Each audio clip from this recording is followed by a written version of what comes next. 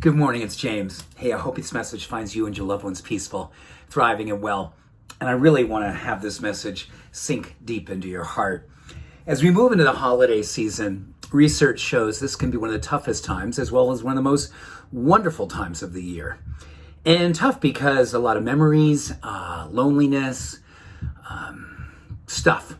And in particular there, given all that's been going on, we've probably accumulated a lot more emotional and even physical baggage than we even believe was possible until we stop and look around our life and go, wow, I'm carrying a lot right now.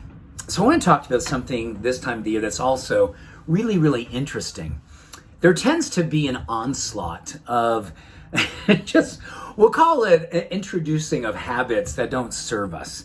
And one of them, which is just letting overwhelm take us to places that we know are dark places, and wondering how we can keep ourselves upright, how we can keep our lights on no matter what's going on around us. And I believe all of us have a lot going on around us. So I want to talk about something that I think you're going to go, oh, wow. Maybe you go, oh, wow, this is really, really cool. And this is based on some really awesome research coming out of McMaster University. And one of the things that I'm a huge fan of, and I can look back at my early 20s when I finally, once and for all, gave up the drugs, the booze, the everything, and really, I transformed my life. It didn't happen overnight. It happened slowly over time, but incrementally. My sobriety, my love for God, my love for myself, that was the hardest one of all, just kind of came through. There's no question, one of the things that really was a huge tool for me was moving my body. Religiously, passionately, gratefully, without any negotiation, every single day, I chose to move my body. Whether I was running, biking, walking, it didn't matter. Just break a sweat, write it down that you did it, you loved yourself, you followed through. And this study is going to give you a lot of opportunity because many of us just look at exercise or moving our bodies and say, you know what, it's the time, I don't have the time, I don't have the energy. What if I was to tell you, this is amazing, that in the course of 12 weeks, you literally can have a transformation experience and you could do it. You could do it in 1 minute a day. 1 minute. This, according to McMaster University, they did this incredible thing. They had over 1,000 people in this study. And one half of this group was asked for their 12-week period to go on a stationary bicycle. So Peloton, whatever, anything that required of 45 minutes of moderate activity. So moderate biking, not like heavy duty, not slow, but right there in the middle. 45 minutes a day. 45 minutes a day. The other group, this is really interesting, they did 3 20-second all-out sprints. Like, man, and I guess, when it comes to sprinting, I just want to caution everyone, we don't just jump into this. If you haven't done a lot of wind sprints lately, or it's been a long time, don't jump into this. You can pull a muscle, you can rip an Achilles, tear something, but you can start by just walking really fast or going on your bicycle and going as fast as you can for 20 seconds. And again, if you're not accustomed to this, check with your physician, your healthcare person, your trainer, make sure that you are cool to do this. But what they found out, the other group who did 3 20-second high intensity intervals, basically exercise for 1 minute, over here 45 minutes a day, 1 minute, 45, at the end of 12 weeks, the fitness improved more for the group that was doing the 1 minute of exercise. Increase in muscle improved more for the group that was doing 1 minute. And the improvement in insulin sensitivity, which is a giant barometer, it is a huge biomarker for health, well-being, giant when it comes to your risk factors for COVID and other immune compromises. So that is literally amazing. So now you're saying, okay, you still haven't talked about motivation.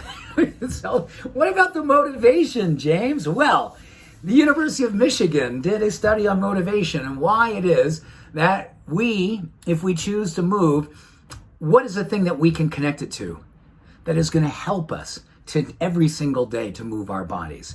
Was it going to be because we want to look hot, or do we want to be holy? Literally, do we want to be holy or are we going for hot? Well, if we connect our exercise to losing weight, getting our heart healthy, getting to look ripped and awesome and hot, all those things can happen certainly through exercise, but they're actually demotivators.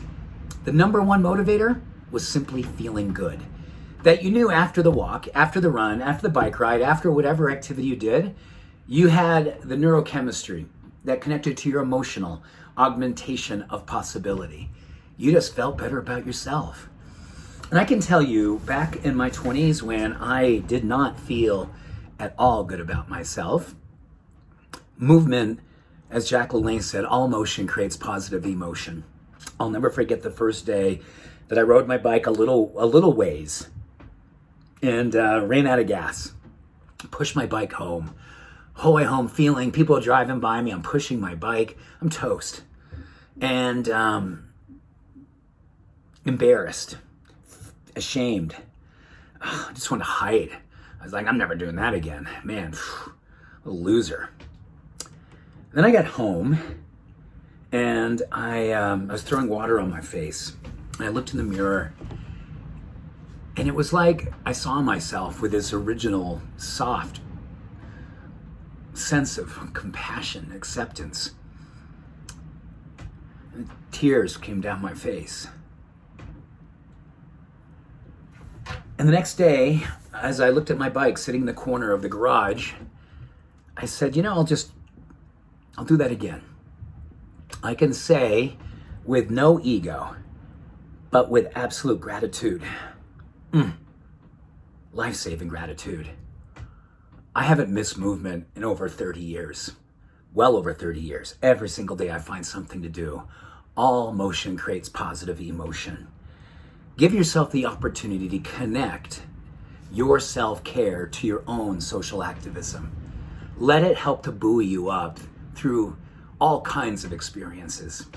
If the McMaster's University study of all-out sprints for 20 seconds 3 times a day seems like too much, then just take yourself for a walk and go slow and be a witness. Be present to the beauty, to the grace that is absolutely happening inside of you, and look out and see it all around you. So with that, much love, every blessing. Have an awesome day. Bye for now.